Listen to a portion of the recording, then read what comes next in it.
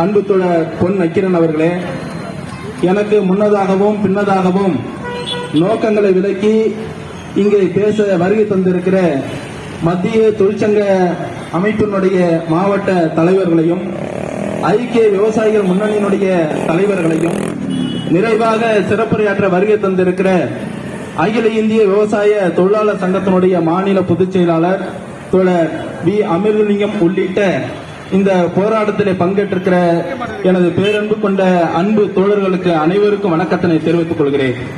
கடந்த 10 ஆண்டு காலமாக நாட்டை ஆண்டு கொண்டிருக்கிற நரேந்திர மோடி அவர்கள் ஒவ்வொரு நாளும் ஒவ்வொரு நேரமும் இந்திய தொழிலாளி வர்க்கம் ஏற்க முடியாத அளவிற்கு பல்வேறு துயரங்களையும் சட்ட திருத்தங்களையும் இன்னைக்கு நிகழ்த்திக் கொண்டிருக்கிறார்கள்.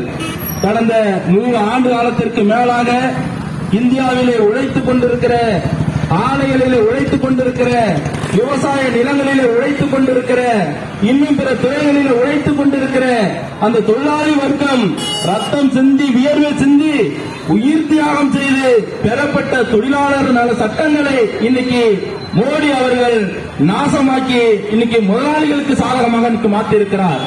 இன்னைக்கு குறிப்பிட்டு சொல்ல வேண்டும் என்று சொன்னால், கடந்த ஆண்டு சென்னையில சாம்சங் தொழிற்சாலையிலே நடந்த ஒரு மகத்தான போராட்டத்தை நீங்க பார்த்திருப்பீர்கள். அந்நிய நாட்டு முதலீடுகள் இந்தியாவிலும் சரி தமிழகத்திலும் சரி தேவை. ஆனால் அந்நிய நாட்டினுடைய மூலதனம் இந்தியாவிற்கு வருவதற்கான இந்திய நாட்டினுடைய உழைப்பாளி வர்க்கத்தை நிரந்தர அடிமையாக்குவதற்கான சட்ட திருத்தத்தை நரேந்திர மோடி கொண்டு வருவதை ஒருபோதும் நாங்கள் அனுமதிக்க முடியாது. உலக நாடு முழுவதும் சென்று வருகிற போது போடப்படக்கூடிய ஒப்பந்தங்களில் நரேந்திர மோடி கையெழுத்து விடுவது என்ன?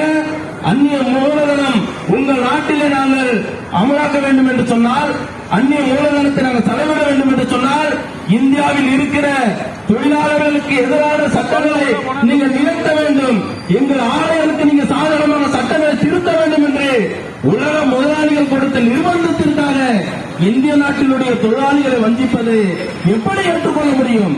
எனவே நரேந்திர மோடி அவர்களே, நீங்கள் கொண்டு வந்திருக்கிற இந்த விரோத சட்டங்களை திட்டாட்டங்களை நீங்க சட்டம் போட்டு செய்வதை வேடிக்கை பார்க்கக்கூடிய கூட்டம் இந்திய தொழிலாளி வர்க்கம் அல்ல, இந்திய விவசாய வர்க்கம் அல்ல.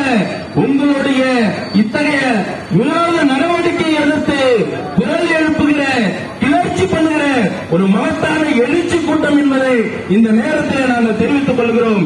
இந்தியாவில்